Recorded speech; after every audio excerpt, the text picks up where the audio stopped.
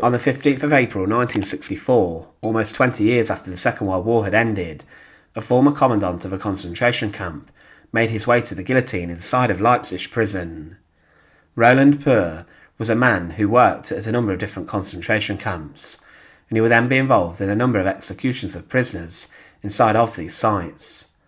He became known for being a brute and a violent guard, but after the Second World War had finished in Europe, he went on the run and for decades managed to live out a life in East Germany under the noses of the Soviets. But he would then be brought to justice and he would then be executed on the guillotine.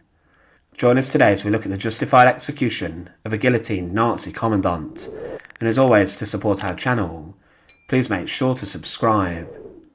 Roland Puhr was born on the 21st of January 1914 in Bohemia, and little is known about his early life, but as a young man he would join the Czechoslovakian military.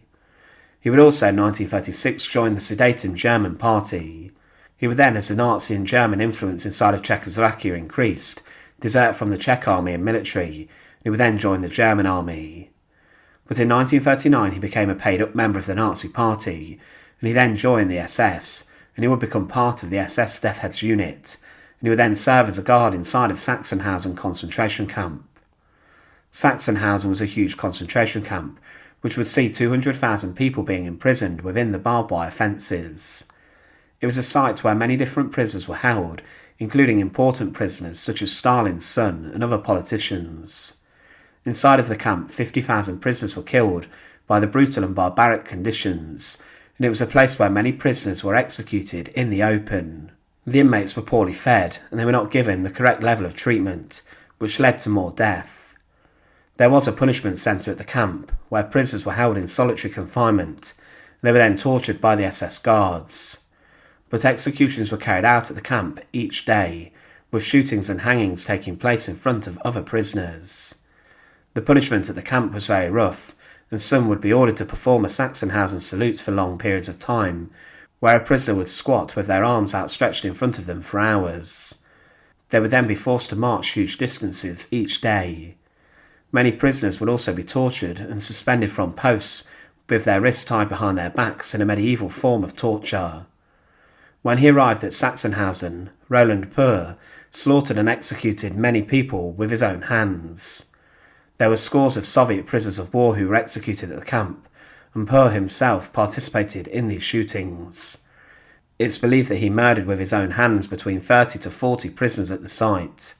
One of those who he executed was an Austrian prosecutor and lawyer who would be involved in the prosecution of the Nazi who murdered an Austrian chancellor. It's also believed that Roland Puhr was a member of the SS execution squad who carried out a series of killings of a construction brigade near to the city of Dusseldorf. After working at Sachsenhausen for some years, Roland Puhr would then be rewarded in a sense by the SS and Himmler, and he would be promoted to become a commandant of his own concentration camp. But this camp would be considered the only one established on British soil on the Channel Islands. The camp was on Alderney, and it was a labour camp, where many forced labourers and slave labourers were ordered to make military fortifications and installations throughout the Channel Islands. Sylt, as it was known, would be a place where dozens of prisoners were forced to work, and there were a number of deaths at the site, as well as a terrible treatment at the hands of the guards. These prisoners were forced to make bunkers, gun emplacements, and much else, including tunnels.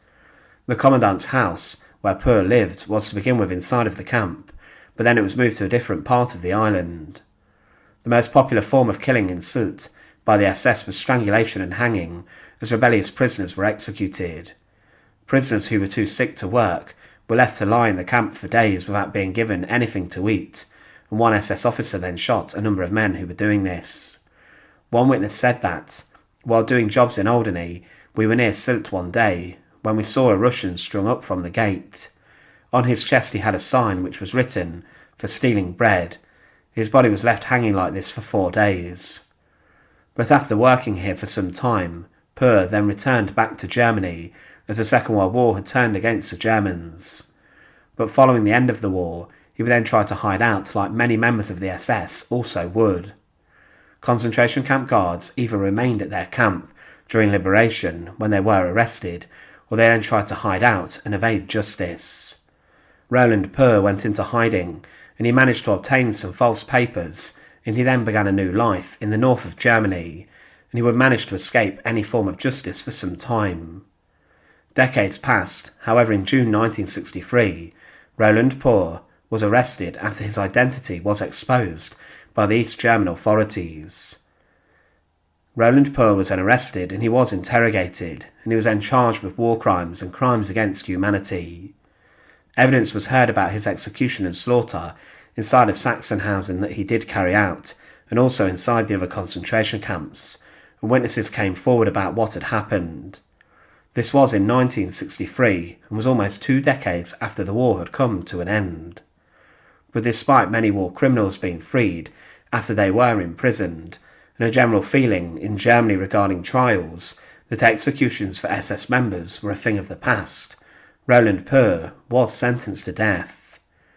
This may have been because he was within East Germany, who wanted to deal with a man who had executed many Soviet soldiers. But Roland Puhr was then sent to Leipzig Prison, where he was to await his execution.